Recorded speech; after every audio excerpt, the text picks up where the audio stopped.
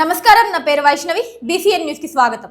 నెల్లూరు జిల్లా చిల్లకూరు మండలం తూర్పు కనుపూరు గ్రామంలో వెలిసి ఉన్న శ్రీ శ్రీ శ్రీ ముత్యాలమ్మ జాతర ఏర్పాట్లపై అధికారులు పాలక మండలితో ఎమ్మెల్యే పాసం సునీల్ కుమార్ సమీక్ష సమావేశం నిర్వహించారు. ఈ సమావేశంలో ఎమ్మెల్యేతో పాటు ఇన్ఛార్జ్ ఆర్డీఓ అనుష, ఆలయ చైర్మన్ దశరథ రామిరెడ్డి, మండల పార్టీ అధ్యక్షులు దువ్వూరు రాజశేఖర్ రెడ్డి పాల్గొన్నారు. ఈ సందర్భంగా ఎమ్మెల్యే మాట్లాడుతూ అమ్మవారి కృపా నియోజకవర్గ ప్రజల ఆశీస్సులతో తాను శాసనసభ్యులుగా గెలుపొందడం జరిగిందని, జాతరలో గత ఏడాది జరిగిన తప్పులు పునరావృతం కాకుండా అధికారులు చూసుకోవాలన్నారు. జాతరకు వచ్చే భక్తులకు ఎటువంటి ఇబ్బందులు లేకుండా అధికారులు ఏర్పాట్లు చేయాలని సూచించారు.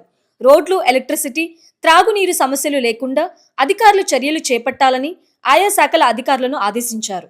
అత్యంత వైభవంగా నిర్వహిస్తున్న ముత్యాలమ్మ జాతరను రాష్ట్ర పండుగగా గుర్తించేందుకు నా వంతు ప్రయత్నం చేస్తానని తెలిపారు. ఈ కార్యక్రమంలో దేవస్థానం ఈవో నవీన్ కుమార్, మండల పార్టీ ప్రధాన కార్యదర్శి నెల్టూరు చిరంజీవి, తిరుపతి పార్లమెంట్ ప్రధాన కార్యదర్శి Pattabhi Ramireddy, livestock director Gundala Leelavathi, electrical EKV Narendrareddy, సిఐలు కిషోర్ బాబు, శేఖర్ బాబు, పాలక మండలి సభ్యులు, వివిధ శాఖల అధికారులు పాల్గొన్నారు.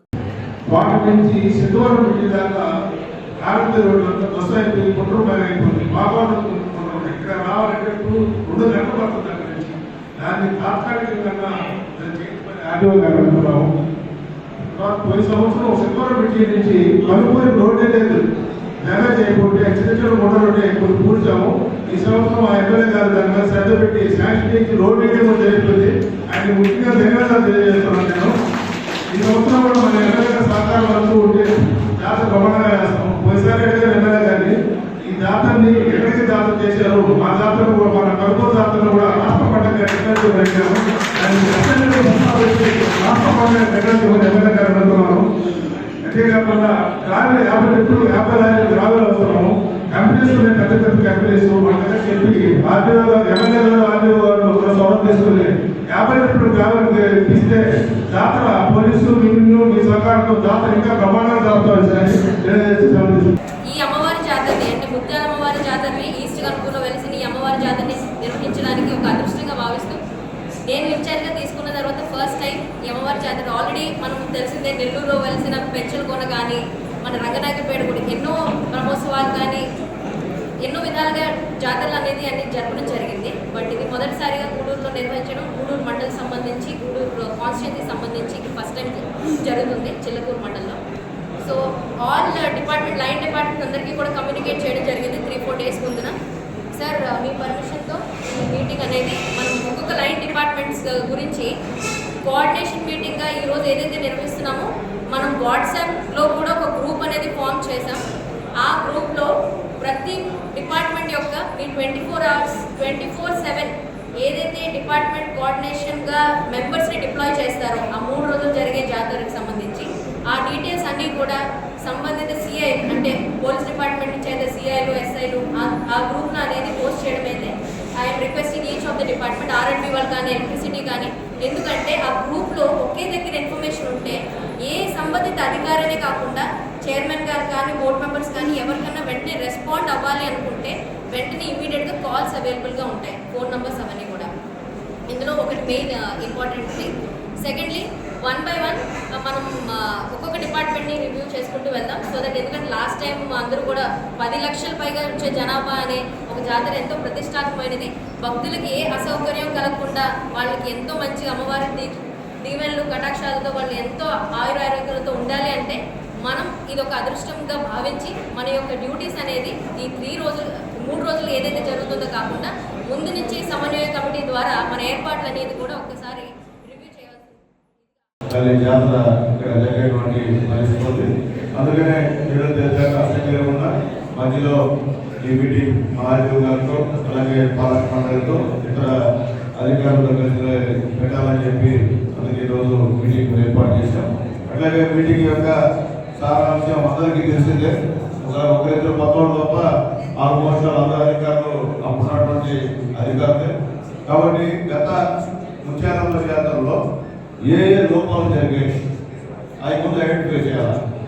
ఆ లోపాలు మళ్ళీ జాతరలో జరగకుండా మనం సరి చేసుకోవాల్సినటువంటి బాధ్యత ఉంది. తెలుగు ఎస్ఐ గారు చెప్పారు స్పష్టంగా, మనసారి అనుకున్నాం చేయలేకపోయినామని కూడా చెప్పారు. అవన్నీ కూడా ఖచ్చితంగా నోట్ చేసుకోవాల్సిన అవసరం ఉంది. మళ్ళీ ఒకసారి ఆర్డీఓ గారు అందరూ కమిటీ ఒకటి ఫామ్ చేసుకొని ముఖ్యమైన అధికారులు పెంచుకొని ఏ విధంగా వర్కౌట్ చేయాలని దానికన్నా ప్లాన్ చేసుకోమని కూడా ఆర్డీఓ గారికి రిక్వెస్ట్ చేస్తున్నాం. అట్లాగే గతంలో ఇప్పుడే మన దర్శనం చెప్పాడు, రోడ్డు ఎక్కడ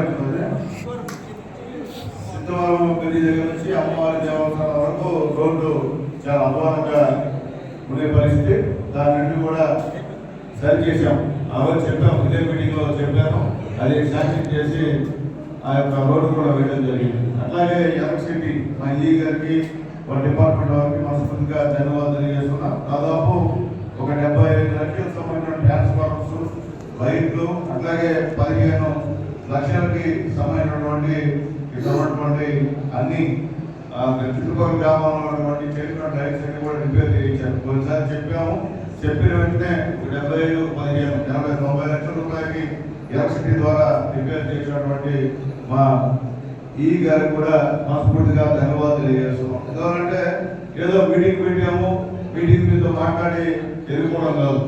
ఆ రోజు మీటింగ్లో ఒక శాసనసభ్యుడిగా ఈరోజు ఈ ముత్యాలమ్మ తల్లి దయ వల్ల, ఈ చుట్టుపక్కల ఉన్నటువంటి గ్రామస్తులందరూ దయ వల్ల, మూడు నియోజకవర్గం ప్రజల దయ వల్ల ఎమ్మెల్యేగా ఎన్నికైనా కాబట్టి చెప్పింది ఖచ్చితంగా చేయాల్సిన అవసరం ఉంది. కాబట్టి ఈ పనులు చేశామని చెప్పి నేను తెలియజేస్తున్నాను. అట్లాగే మీటింగ్ జరిగే ముందు ఎవరన్నా ఇక్కడ చెప్పాలా, అయ్యా నువ్వు వాళ్ళ చెప్పేది జరిగింది ఎవరు చెప్పరు, గమ్మ ఉంటారు.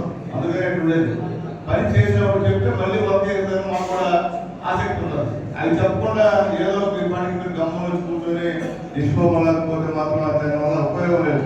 మనకు కూడా ఇబ్బంది, చేసిన పనులు చెప్పుకోకపోతే మీకు కూడా ఇబ్బంది అని చెప్పి అందరికీ కూడా నేను తెలియజేస్తున్నాను. ఎందుకంటే ఉద్యోగ జాతర వస్తుంది. గతంలో ఏం చేసాం, ఒక ఫ్యామిలీ గతంలో చంద్రబాబు గవర్నమెంట్ చేసాం, ఎలక్ట్రిసిటీ గొడ్డుపాటు రవికుమార్ గారు అందరూ చేసాం.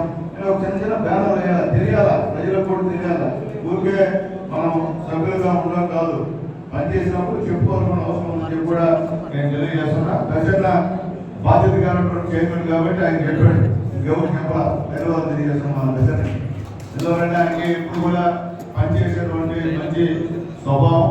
చిన్న ఊళ్ళో కూడా మన ఊరు కూడా చాలా రోడ్లు చాలా అధ్వానం ఉండే పరిస్థితి, అది కూడా శాంక్షన్ అయింది. అది కూడా త్వరలో కూడా అవన్నీ కూడా చేయిస్తాం. కాబట్టి మీకు అంతా చెప్పేది అంటే, పోయినసారి బాగా వాటర్ కోసం ఇబ్బంది పడ్డారు. ఈసారి వాటర్ ప్రాబ్లం ఎండిఓ ఇద్దరు ఉన్నారు, ఇక్కడ ఇద్దరు వచ్చినారు ఎండిఓలు, చిలకూరు కోట. దయచేసి ఇద్దరు ఆర్డినెన్స్ కోఆర్డినేట్ చేసుకొని, మెడికల్ హెల్త్ కోఆర్డినేట్ చేసుకొని ఖచ్చితంగా వాటర్ విషయంలో మీకు గతంలో వేరు ఇప్పుడు వేరు, గతంలో అధికారి వేరు ఇప్పుడున్న అధికారి వేరు. గతంలో బోర్డు లేదు, అప్పుడు ఆయన గౌరవ అధ్యక్షుడిగా ఉన్నాడు దశరథ. ఇప్పుడు ఫుల్ ఛార్జ్ గవర్నమెంట్ ద్వారా ఆయన ఈరోజు చైర్మన్ అయ్యాడు. కాబట్టి పోయినసారి మీ యువ ప్రకారం జరిగింది కాబట్టి ఇబ్బందులు జరిగాయి, ఇప్పుడు కుదరదు. ఇప్పుడు అంతా దశరథరామరెడ్డి గారు వార్డు ఇక్కడ ఉన్నటువంటి మెంబర్స్ యొక్క ఆధ్వర్యంలో ఈ కార్యక్రమం జరుగుతుంది. ఎక్కడా కాంప్రమైజ్ కాకుండా బ్రహ్మాండంగా చేయాల్సిన పరిస్థితి మనందరి మీద ఉందని చెప్పి కూడా నేను మీకు తెలియజేస్తున్నా. అట్లాగే ముఖ్యంగా ఇప్పుడే గ్రామీణ విషయం చెప్పారు. గౌరవ ఆర్ఎండి వారికి, మా పోలీసు వారికి, మా ఆర్డీఓ గారికి రిక్వెస్ట్ చేస్తామన్నా, ఇక్కడ ఈ సాగరమాల రోడ్డు సంబంధించిన వాళ్ళు ఉన్నారు, అలాగే సిటీ వాళ్ళు ఉన్నారు, వాళ్ళ ఉదాహరణ పిలిపించి ఆ 50 ట్రక్కులు 50 రోడ్డు వేయించవలసిందిగా తెలియదు. మా ఆర్డీఓ గారు ఉన్నారు కాబట్టి ఇక్కడ పిలిపించి చెప్పండి. ఎందుకంటే ఇక్కడ నుంచి బ్రహ్మాండంగా డెవలప్ అయ్యేటువంటి కార్యక్రమం. ఇది కూడా చేయకపోతే ఇబ్బందికరంగా పడుతుంది. ఎందుకంటే ఇప్పుడే మా మీటింగ్ చెప్పాడు, ఆ రోడ్డు అయితే అధ్వానంగా ఉంది. నేను వచ్చిన కొత్తలో దాదాపు ఒక 90-80 లక్షలు పెట్టి ట్యాక్స్ ఇచ్చాను. 2 రోజులు ట్యాక్స్ 90 లక్షలు ఆలోచించండి. ఎందుకంటే మనకు జరుగుతుంది కాబట్టి దేవుడి కార్యం కాబట్టి ఖచ్చితంగా వాళ్ళు ఖచ్చితంగా జాగ్రత్త తొలగించాల్సిన అవసరం వాళ్ళకు ఉంది. వాళ్ళకు కూడా అవసరం లేదు, మనకే కాదు, వాళ్ళ తక్కువ పోయేదాన్ని కూడా అవసరం కాబట్టి అది గట్టిగా చేయాలని చెప్పి కూడా నేను తెలియజేస్తున్నాను. గతంలో కూడా మా శివ చెప్పినట్టు R&B రోడ్లో కొన్ని మర్చిపోయారు. ఇప్పుడే ఆరోగ్య అధికారి గారికి చూపించాను. ఒకసారి ఆ పక్కన భక్తులను ఒకే కారు పోయేటువంటి కార్యక్రమం ఎవరైతే పెట్టుకుని వచ్చి కూడా రిపోర్ట్ చేస్తున్నా. అలాగే ముఖ్యంగా ఇక్కడ ప్రస్తుతం మీడియా మిత్రులు కూడా నమస్కారం తెలియజేస్తున్నా. ఏదైనా పొరపాటు చెప్పండి, అంతేగాని పేపర్లో మీ ఇష్టప్రకారంగా వేయడం వల్ల చెడ్డపేరు మనకి. ఇప్పుడే దశ ఇది రాష్ట్ర పండుగ చేయమని చెప్పి నాకు అడిగాడు. ఖచ్చితంగా మన మంత్రివర్యులు పెద్దలు ఆనం రామారెడ్డి గారు మన సంబంధించిన ఆయనే కాబట్టి ఆయనకి ఖచ్చితంగా రిప్రజెంటేషన్ ఇస్తాం. సీఎం గారికి కూడా, లోకేష్ బాబు గారికి, పవన్ కళ్యాణ్ గారికి కూడా రిప్రజెంటేషన్ ఇచ్చి మ్యాక్సిమం ప్రయత్నం చేస్తాం. అంటే మాట అయితే ఇట్లా ప్రయత్నం అయితే చేస్తాం, కానీ మాట చేసేవి చేయలేకపోయినటువంటి అపోహం మాకొద్దు.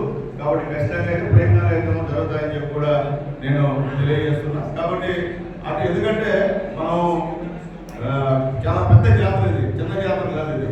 కాబట్టి ఖచ్చితంగా రాష్ట్ర పండుగ చేయాల్సిన అవసరం కూడా ఉందని చెప్పి కూడా మేము తెలియజేస్తున్నాం. ఎందుకంటే ఇప్పుడు ఈ రాష్ట్ర ప్రభుత్వం కానీ కేంద్ర ప్రభుత్వం కానీ ఈరోజు మీరు చూస్తున్నారు ఏ విధంగా మంచి పనులు చేస్తుంది, దేవాలయాల్లో అపచారం జరుగుతుంది, ఏ విధంగా స్పందిస్తుందో కూడా మీరు చూస్తున్నారు. కాబట్టి ఒక మంచి ఐడియాతో ఉన్నటువంటి గవర్నమెంట్ కాబట్టి ఖచ్చితంగా హిందువుల మనోభావాలను ఇబ్బంది లేకుండా చేసేటువంటి గవర్నమెంట్ పైగా ఉంది. కాబట్టి ఖచ్చితంగా ఈ విషయాన్ని ముఖ్యమంత్రి గారితో మాట్లాడతానని చెప్పి కూడా నేను తెలియజేస్తున్నా. అట్లాగే ముఖ్యంగా ఆర్టీసీ ఇష్యూ కూడా చెప్పారు.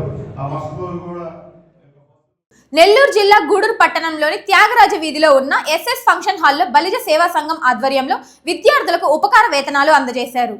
అమెరికన్ ప్రోగ్రెసివ్ తెలుగు అసోసియేషన్ వారు ఇచ్చిన మొత్తాన్ని న్యాయవాది పసుపులేటి భాస్కర్రావు చేతుల మీదుగా ఇంజనీరింగ్ విద్యార్థికి అందజేశారు. ఈ సందర్భంగా బలిజ సేవా సంఘం అధ్యక్షుడు సారంగం శ్రీనివాసులు మాట్లాడుతూ అసోసియేషన్లో సభ్యులైన మా అల్లుడు కాట్రాజు హరికృష్ణ 2 విద్యార్థులకు స్కాలర్షిప్ పంపించారని తెలిపారు. ఆర్థికంగా వెనుకబడిన విద్యార్థులకు చేయూత అందిస్తామని వివరించారు. ఈ కార్యక్రమంలో రోటేరియన్ కిరణ్ చక్రవర్తి, మదనమేటి వెంకట సుబ్బయ్య, వాటంబేడు హరి, సివిఆర్, పూసల కృష్ణ, జీజీ నాయుడు, రమణయ్య, అనిల్, వెంకట సుబ్బయ్య, గంగిశెట్టి శ్రీధర్ తదితరులు పాల్గొన్నారు. మెరిట్ స్టూడెంట్కి అమెరికా నుంచి డాలర్స్ తెప్పించి ఇక్కడ ఇస్తున్నాం కాబట్టి మెరిట్ సోదరు అందరూ కూడా సహకరించి ఈ కార్యానికి వచ్చినందుకు అందరికీ ధన్యవాదాలు. అమెరికన్ ప్రోగ్రెసివ్ తెలుగు అసోసియేషన్ అమెరికాలో ఉంది. దాంట్లో మా అల్లుడు గారు కాట్రాజ్ హరికృష్ణ మెంబరు. వారి తరఫున మెరిట్ స్కాలర్షిప్ $225 చెక్కు పంపించారు మన పోకల సాయి పవన్కి. మేము ఈరోజు దాన్ని సాయి కుమార్కి పెద్దల సమక్షంలో ఇవ్వడం జరిగింది. గూడూరు బలిజ సేవా సంస్థ తరఫున మేము అనేక కార్యక్రమాలు నిర్వహిస్తున్నాము. సమాజంలో బలిజల సంఖ్య ఎక్కువగా ఉన్నది, కానీ దాంట్లో మేము అనుకున్నది బలిజలు అప్పర్ మిడిల్ క్లాస్లో ఉన్నారు అని అనుకున్నాము. సమాజంలోకి వెళ్ళి చూడగా ఎక్కువ మంది 70% మంది లోయర్ మిడిల్ క్లాస్లో ఉన్నారు. చాలామంది శ్రమైక జీవితాన్ని గడుపుతూ ఉన్నారు. వాళ్ళు శ్రమతో కూడిన జీవితాన్ని గడుపుతా కూడా ఇష్టపడి బిడ్డల్ని మంచి చదువులు చదివిస్తున్నారు.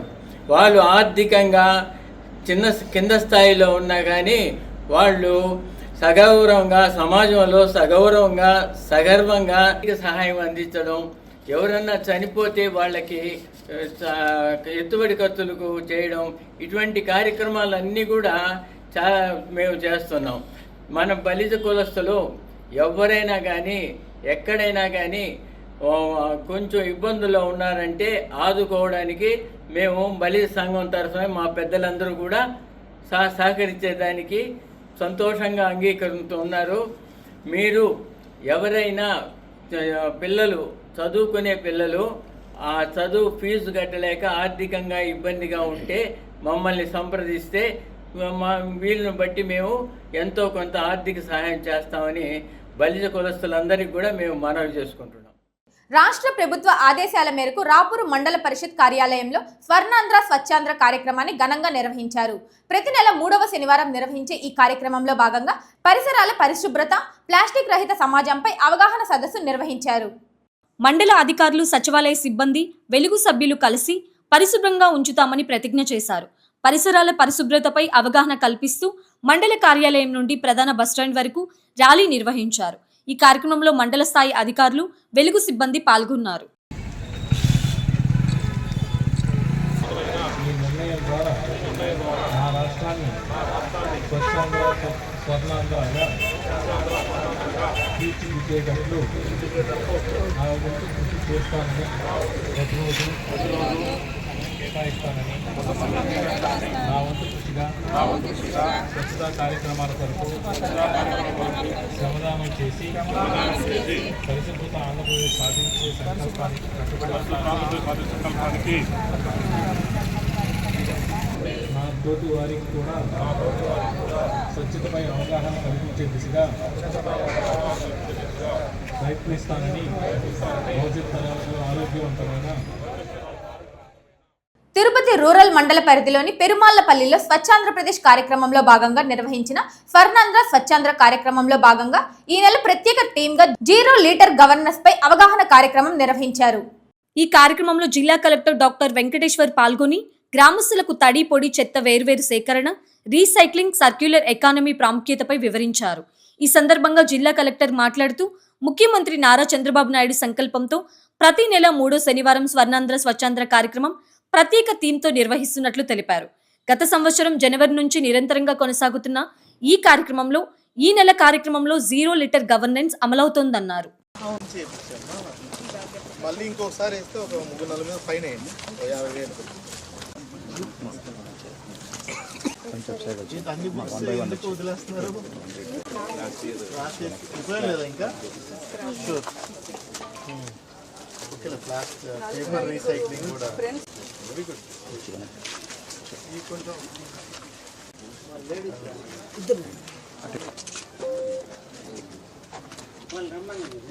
వేసుకున్నామా అక్కడే సార్ పెట్టామంటే మనం ఇప్పుడు మన ఇంట్లో తడి చెత్త, పొడి చెత్త, తడి చెత్త మనం ప్రాసెసింగ్ చేయాలి. పొడి చెత్తలో వీలైనంత వరకు మళ్ళీ మనకి ఉపయోగపడేవి. మనకంటే ఇదంతా రీసైక్లింగ్లో భాగంగా, రీసైక్లింగ్ అంటే తెలుసు కదా, ఇదంతా మళ్ళీ వీళ్ళు తీసుకెళ్ళి మళ్ళీ దాన్ని పేపర్ కింద, ఫ్రెష్ పేపర్ కింద రీసైకిల్ చేసుకోవాలి. వీళ్ళు మీకు కూడా డబ్బులు వస్తాయి కదా, ఇక్కడ మీకు ఏం లాభం లేదు, ఆయనకి ఏం లాభం అదే కదా. ఇప్పుడు ఇద్దరికి some money, okay, that is the concept. అది మీరు మీ క్లాస్లో పిల్లలందరికీ స్టీలు మళ్ళీ ఇదంతా ఇప్పుడు మనం రోడ్డు ఎమ్మటి చూస్తే పక్క పంచాయతీల అన్ని చోట్ల పడేశారు. అదే ఇట్లుంటే కొంచెం వాళ్ళకు ఉపయోగపడేది, జనాలకు కూడా కొంచెం కొంతమేర డబ్బులు వస్తాయి, వేస్ట్ కూడా తగ్గుతుంది. వేస్ట్ ఎక్కడ పడితే అక్కడ వేస్తే మనకి పొల్యూషన్ కదా. So that is one concept అనమాట. ఓకే, మళ్ళీ ప్లాస్టిక్ సీసాలని మళ్ళీ ఇంకో కొత్త ప్లాస్టిక్ సీసాలు తయారు చేస్తారు, లేదంటే అట్టపెట్టెల నుంచి మళ్ళీ కొత్త కాగితాలు తయారు చేస్తారు. ఏంటంటే సమాజంలో చెత్త అనేది ఉండకూడదు, తీసేయాలి. రెండు ఎక్కడ పడితే మనం పడేస్తే అంత కుళ్ళిపోయి దోమలు, మన పిల్లలకి మలేరియా, డెంగ్యూ, టైఫాయిడ్ ఈ రెండు కలిపి దీన్ని ఏం చేయాలంటే ప్రతి ఇంటి దగ్గర చేయాలంటే కష్టం కాబట్టి మీరే చేస్తే ఈజీ. ఇప్పుడు ఇది తడి చెత్త కిచెన్లో చేసేదంతా తడి చెత్త, అంటే కిచెన్లో మళ్ళీ ప్లాస్టిక్ కవర్లన్నీ అది రాదు మళ్ళీ. అంటే భూమిలో ఏవైతే కుళ్ళిపోతాయో వాటిని తడి చెత్త అంటారు. ఇది ప్లాస్టిక్ చెత్తనంతా కూడా ఇక్కడ తీసుకొచ్చి దీంట్లో ఇప్పుడు మీరు చూస్తారు. మీరంతా ఇంతకుముందు దీంట్లో ఇక్కడికి వచ్చారా? ఇక్కడ ఎప్పుడు రాలేదా?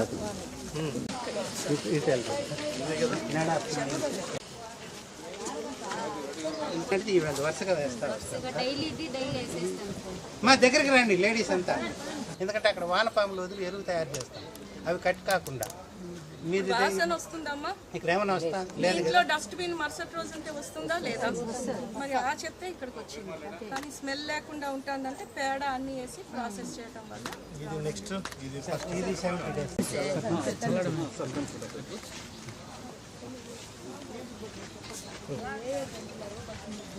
ఏంటి ఇవి కూడానా?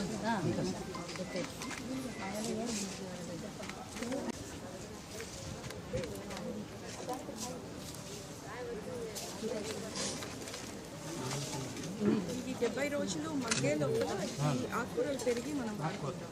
చుక్కాకు సిరియాకు అర్థమైందా? దాని నుంచి తినొచ్చు. మళ్ళీ మా చెత్త నుంచి పెరిగిన ఆకుకూరలు మేము ఎట్ట తెలియదు అనుకోబాకండి.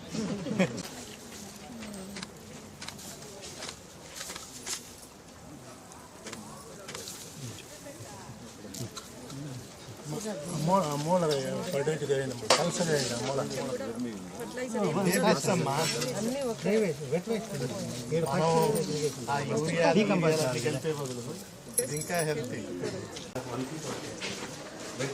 ఎందుకంటే వామ్స్ మనకు 1 year వరకు వస్తుంది డైలీ. ఈ చిన్న పిల్లలు ఇది ఎరువు తయారు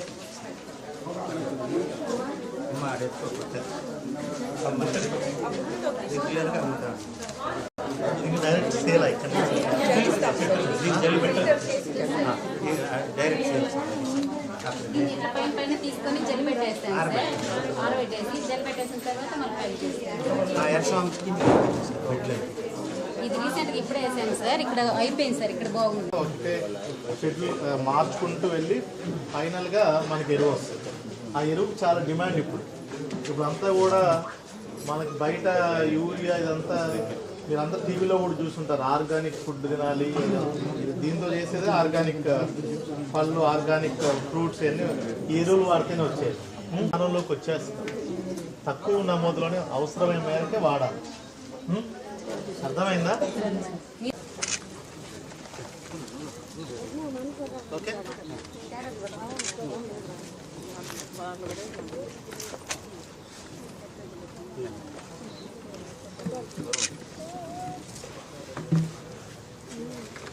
మంచి సపోర్ట్ వస్తున్నట్టు మంచి ఫ్రూట్స్ వస్తాయి.